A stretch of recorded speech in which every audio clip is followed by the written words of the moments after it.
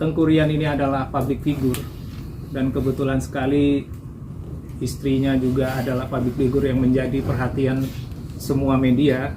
Jadi ada baiknya mungkin persoalan-persoalan yang menyangkut rumah tangga memang idealnya sih diselesaikan oleh pihak keluarga di internal sendiri. Tetapi terlepas daripada itu, Tengku Rian selaku suami tentunya setelah berupaya, saya pastikan telah berupaya dan terus menerus coba berusaha untuk bisa berdamai, merangkul kembali, mengangkat kembali istri dan anaknya maksud saya.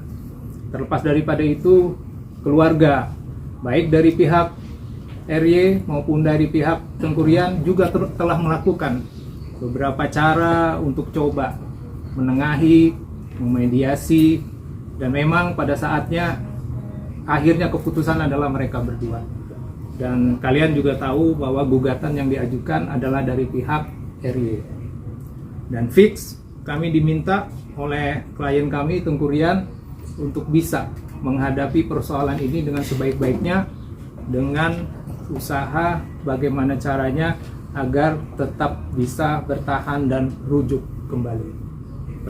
Pernyataan ini perlu kami sampaikan karena di luar sepertinya disampaikan bahwasanya klien kami tidak ada usaha, tidak apa.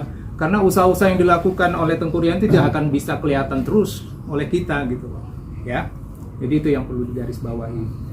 Kemudian terkait dengan soal-soal lain di beberapa media yang banyaknya istilahnya itu pendapat, kemudian komen dan hal-hal lain yang terkait itu, kami menyikapinya dengan bijaksana dan itu merupakan semua nasihat. Dan kami juga tidak bisa istilahnya mengkanter semuanya, karena biar bagaimanapun juga Rian ini adalah sosok suami yang punya tanggung jawab terhadap istri dan anaknya. Dan ingat, usia perkawinan mereka itu baru 2 tahun. Sudah dikarunia anak yang alhamdulillah sehat walafiat, dan sampai sekarang Rian pun juga berusaha terus bagaimana caranya keluarga ini tetap utuh. Isu-isu di luaran yang sebagai itu ya nanti berkembang aja, silakan kalian tanyakan. Saya selaku kuasa hukum betul-betul fix akan memperjuangkan di meja pengadilan, tetapi di luar itu kami akan berusaha. Nah, ini pada kesempatan baik ini juga kami meminta, karena kami sudah datang, sudah tampil, mudah-mudahan dari pihak sebelah, apakah itu keluarga ataukah tim pengacara hukumnya juga dapat berkolaborasi dengan kami untuk tetap mengedepankan musyawarah dan mediasi sebelum tanggal 19 Februari yang akan datang. Jadi begitu ya rekan-rekan ya. Mungkin kita mulai aja tanya jawab ya, sepanjang lebar. Saya juga berterima kasih sekali lagi kepada Aisyah, Ibrahim ya atas dukungannya.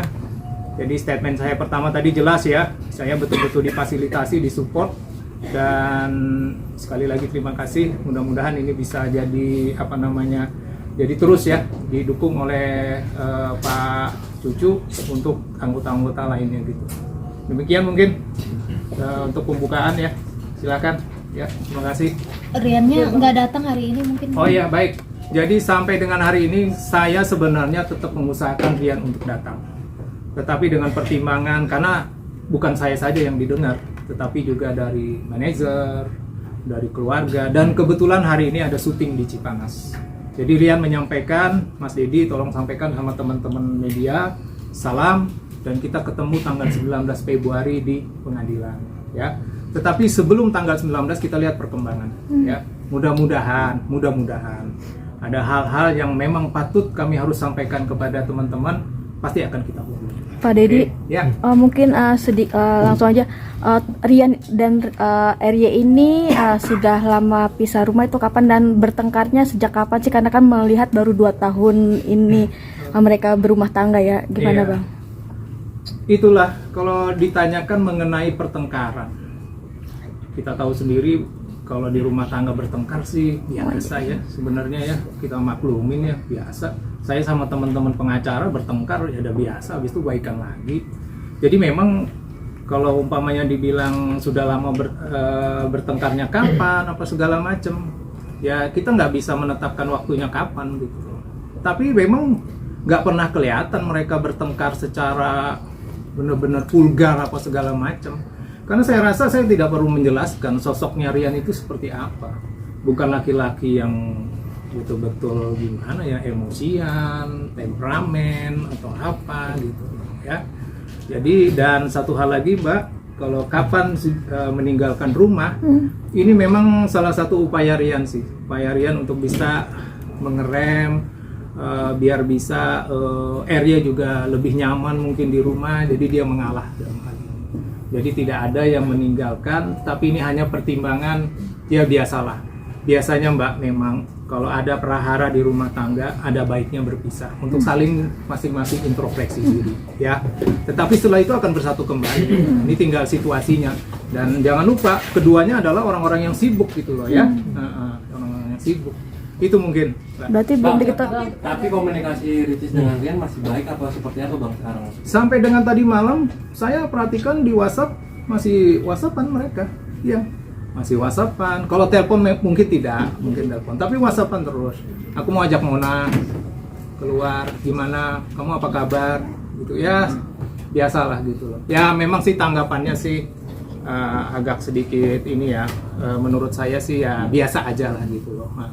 Kalau kita kan sama istri, sama anu kan, sayang di mana gitu ya kan. Ya itu hal-hal itu mungkin belum lah.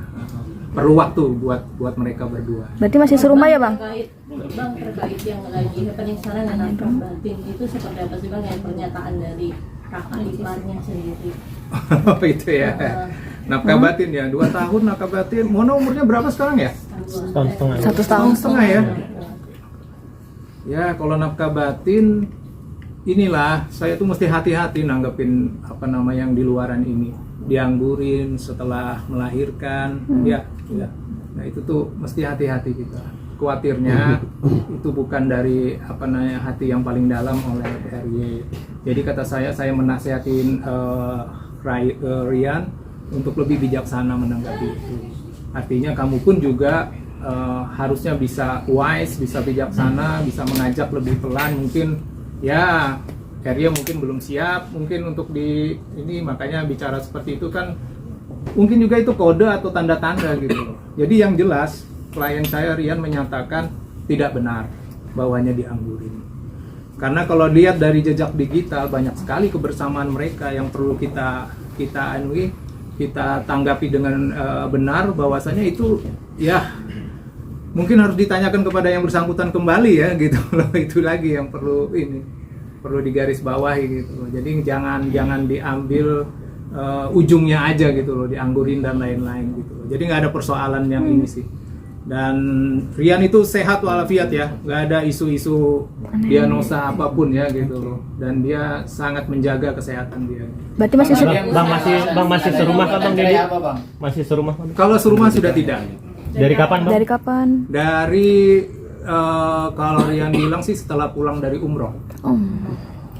Itu kapan itu? Desember, Januari ya. Sekarang baru Februari. Oke. Bulanan. Dari Rian sendiri ada nggak? Kayaknya dia lebih nggak mau pisah gitu. Usaha apa sih Bang yang dilakukan? Rian, tadi sudah saya sampaikan bahwasanya Rian selalu berusaha memberikan baju, membelikan pakaian, memberikan makanan, menanyakan dia di mana, apa segala macam gitu, mengajak untuk juga bicara gitu. Jadi hal-hal yang sewajarnya lah yang dilakukan gitu. Tapi lagi-lagi karena dari pihak sebelah masih bertepuk sebelah tangan, tentunya effort dan usahanya Rian harus lebih giat lagi. Dan katanya nggak dikasih nafkah. itu perlu saya garis bawahi, itu tidak benar sama sekali ya. Rian itu orang yang sangat bertanggung jawab dan menjaga marwahnya ya. Jadi tidak benar sama sekali Rian itu tidak memberikan nafkah.